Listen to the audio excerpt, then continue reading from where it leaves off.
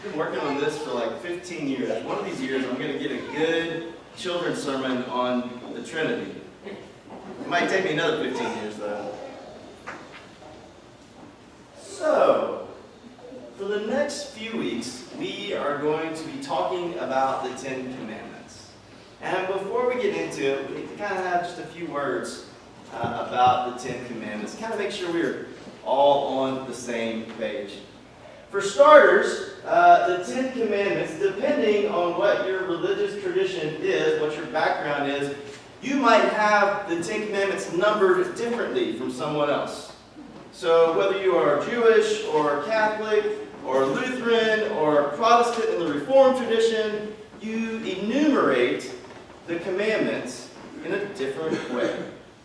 You know, sometimes it's in the first 4 commandments that deal with God. Those are numbered a little differently or ordered a little differently. Sometimes it has to do primarily with the coveting commandment. I don't know, coveting I guess is really important to us. That's dealt with differently in different traditions. So here's a little fun little side note. Please don't judge us too harshly, but in our family, we really enjoy The Simpsons. They're really funny to us. And there has been a long debate among fans of The Simpsons of what kind of Christians they are. They go to church, they never tell you what kind of church they go to. Well, many years ago, there was an episode of The Simpsons called Lisa versus the Eighth Commandment. The plot of the episode was Homer, her dad, had decided to steal a pay-per-view for a particular big fight that was coming up. He didn't want to have to pay for it, so he had rerouted some wiring so he could steal that fight for the night. So that tells us that Lisa and the rest of the Simpsons are not Catholic or Lutherans, because versus the 8th commandment is do not steal if you are in one of our Protestant traditions. Lutherans and Catholic, the 8th commandment is do not bear false witness. I'm sure no one cared about that except for my family, but I appreciate you coming along for that little commandment ride with The Simpsons anyway. So the commandments are really interesting because actually, wherever you find them in Scripture, they're a little different. You know, we are going to look at them through the lens of the book of Exodus, but they are also found in Scripture in the book of Deuteronomy and possibly in Leviticus. And in each place, they are slightly different. In Deuteronomy chapter 5 is where you find them in Deuteronomy, and you have the same number of commandments, but they are slightly misordered or in a different order from where you find them in Exodus. In Leviticus chapter 19, you don't find as many of the original 10, but you find others that have been added to it, and it is again in a different kind of order. So you find the commandments in different places, you find them different ways. So we have these commandments that we're going to be dealing with and studying for the next few weeks, and I think it's important for us to know as much about the commandments as we possibly can. I mean, we know that the commandments were written by God on 2 stone tablets and given to to Moses on Mount Sinai to be taken down to the people. However, in the Exodus version that we are studying for the next few weeks, that's not what happens. In the Exodus version, God gives the commandments orally to Moses, who is then to transmit them to the people. And then after Moses has spoken the commandments to the people, Moses then writes the commandments.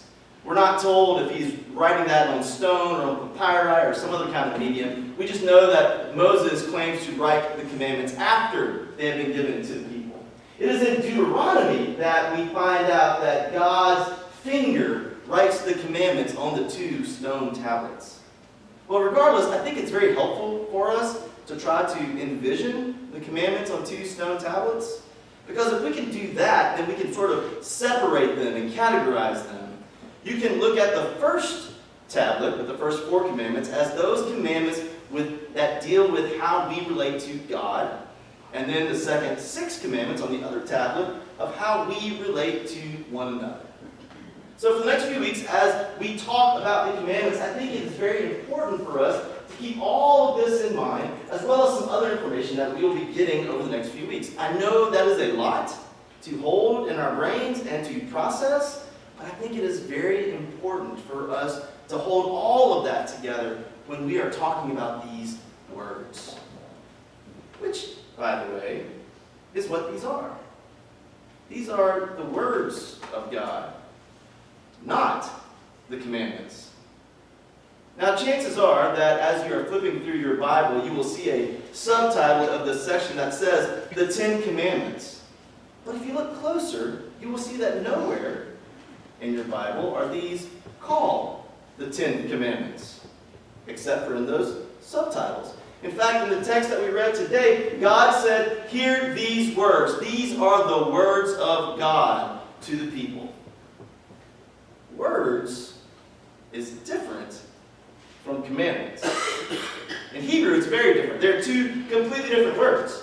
In Hebrew, the word for commandment is mitzvah, which does exist in the Old Testament. And the Hebrew word for word is dabar. That's the soft B. It's hard to say. Dabar means word. Mitzvah means commandment. These are the words of God to the people. Word conveys a different meaning than commandment, don't you think? I mean, a commandment is a rule that you must do. A commandment is something you have to do. There is no choice in the matter. Commandment is, I command you to do that. And if God commands us to do something, we don't have much choice in the matter. A commandment is a rule. A word, that's something else. They have two different meanings. Could you imagine how awkward it would be if you wanted to have a conversation with someone, and instead of saying, "Hey, can I have a word with you?" you said to them, "Hey, can I have a commandment with you?" See, two entirely different meanings. These are not the commandments of God. These are the words of God. You know, commandments are rules. Commandments are a checklist of things you have to do. You know, if these are the 10 Commandments, then these are the 10 things we must do. We have a checkbox on each of them. This is the chores that we have to do.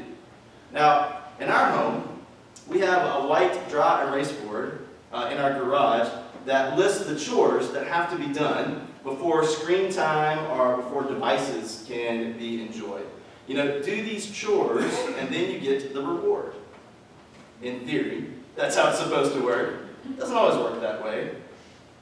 But if the 10 Commandments are our list of chores that we have to do, well, then what would be the reward? Do we complete the 10 tasks and then get to go to heaven? I don't think it works that way. So I want us to think about these commandments not as commandments, but as words. Sacred, holy words from God. Words are powerful. Words have the ability to destroy and the ability to create.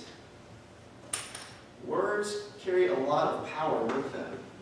Some people might think that if we rework the way we understand this passage as words instead of commandments, that we might take away some of their authority, some of their power, but I don't think so. I think words convey more power, more authority than commandments. What's the old saying that we try to teach our kids so they don't get into fights at school? Sticks and stones may break my bones, but words will never hurt me. Anyone ever find that to be true? I mean, the sticks and stones part, yeah. But words hurt. Words can definitely hurt. And once words are said, they can't really be unsaid. No matter how much apologizing we do, if we have hurt someone with our words, they will continue to be hurt by those words on some level. There's a story about a very nice man who lived a long time ago in a small village. He was a very nice man who had a really nasty habit. He loved to share stories about other people that he heard around town. Whenever he heard a story about someone, he couldn't wait to share that story with anyone that he ran into. And he would rationalize this by saying, it's okay, it's not really gossip because the stories are true, right? I'm just sharing the truth. That can't be a problem with that. And he loved the attention that he got. He got to share these stories about other people in town. One day, he heard a really interesting story.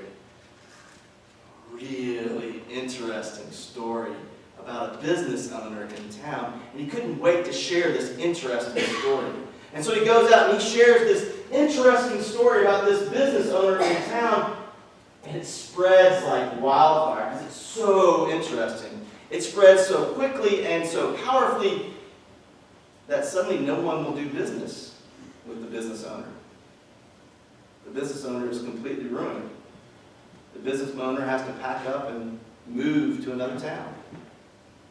Well, when the man finds out the impact his story has had on this business owner, he is shaken to the core. And he has to figure out what he can do to atone for his sins. And so he goes to the local rabbi and says, "Rabbi, you know what I have done. What can I do to atone for my sins, for how my gossiping has hurt this other person?"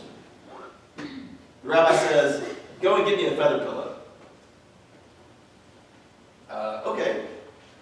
So he goes and gets the rabbi a feather pillow.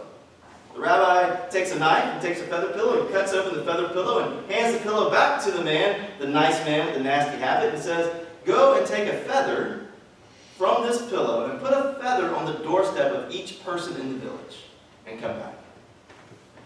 So the man goes and he takes the feather and puts it on the doorstep of each person in the village, and he comes back and he says, "Rabbi, I've completed the task." "Not quite," says the rabbi. "Go back now and pick up all the feathers you have placed on the doorsteps of people in the village." So he goes, and this time he's gone for a pretty long time. Much longer than it took him to drop off the feathers in the first place. And finally he comes back to the rabbi and says, "Rabbi, I can get some of the feathers, but to get all of the feathers, that is impossible." And the rabbi said, "So it is with words. Words have the power to create and the power to destroy. Words create worlds." Abraham Heschel, who was a rabbi and a philosopher and a civil rights activist, used to say that all the time. He said, "Words create worlds." And he would remind people that in the first story of creation, in Genesis chapter 1, there is a refrain before God creates anything. And that refrain is, "And God said." And then something was created. Words create worlds. Heschel's daughter, Susanna, wrote this about her father. She said, "Words," he often wrote, "are themselves sacred. God's tool for creating the universe and our tools for bringing holiness or evil into the world." He used to remind us that the Holocaust did not begin with the building of a crematorium, and Hitler did not come to power with tanks and guns.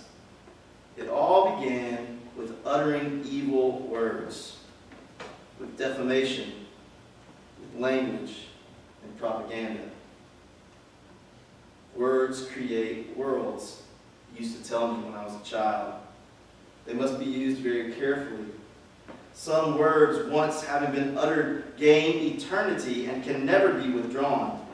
The book of Proverbs reminds us, he wrote, that death and life are in the power of the tongue. During the last presidential election, Hillary Clinton was rightly criticized for calling Trump supporters degenerates. These days, what was it? Deplorables. Whatever, she shouldn't have said it. And now we have leaders who call people animals, human beings. We have statements that come officially from our government seat, from the White House, calling human beings made in the image of God animals. Whether we deem what they did good or bad, they are still human beings made in the image of God. Words create worlds. We live in a day and age where people can put words up on a screen and hide behind anonymity. They can say whatever they want. We live in a day and age where politicians are constantly telling us, oh no, that's not what I said. Where they hire people to reinterpret what they said for us because we are not smart enough to know what they said. Words create worlds. The 10 words of God are there to create a world. Are these 10 words creating our world? Or are there some other words that are creating our world? God has invited us with responsibility for these words to create worlds. Amen.